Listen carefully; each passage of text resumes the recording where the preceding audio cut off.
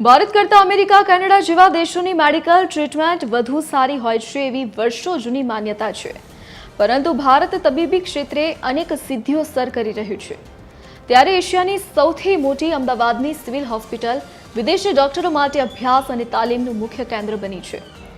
America સહિતના સૌથી વધુ દેશોમાંથી તબીબો ખાસ તાલીમાર્થે અમદાવાદ સિવિલ હોસ્પિટલ પહોંચ્યા છે, જ્યાં તેમનું સ્વાગત કરવામાં આવ્યું હતું।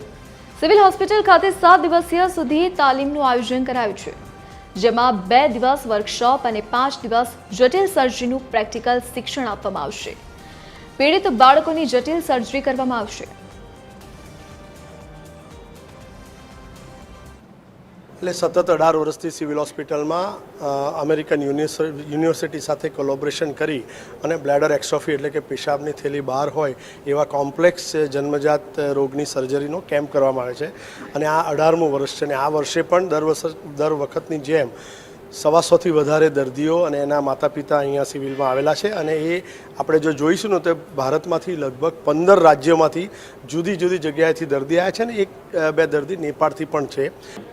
બાળકની કોથળી જન્મજાતથી એક પ્રોબ્લેમ હોય છે તો બહાર હોય છે અને એને અંદર મૂકવા માટે એનું એક કોમ્પ્લેક્સ 9 કલાકનું ઓપરેશન હોય છે, જે દર અઠવાડિયે અમે લગભગ 15 એવા ઓપરેશન અહીંયા કરશું અહીંયા સિવિલ હોસ્પિટલમાં અને ત્યારબાદ અહીંયા એ ચાલુ જ રહેશે, કારણ કે અહીંયા હવે આ સેન્ટર ઓફ એક્સલન્સ થઈ ગયું છે આ અમારા કોલેબોરેશનના કારણે। આ કોલેબોરેશન 18 વર્ષથી ચાલે છે, તો હવે જે આ ઓપરેશન બહુ રેર ઓપરેશન છે, બહુ જે ડિફિકલ્ટ ઓપરેશન છે, એ હવે અહીંયા એટલી એક્સપર્ટીઝથી થઈ રહી છે કે આ પણ હવે ઇન્ટરનેશનલ સેન્ટર ઓફ એક્સલન્સ ગણાય છે।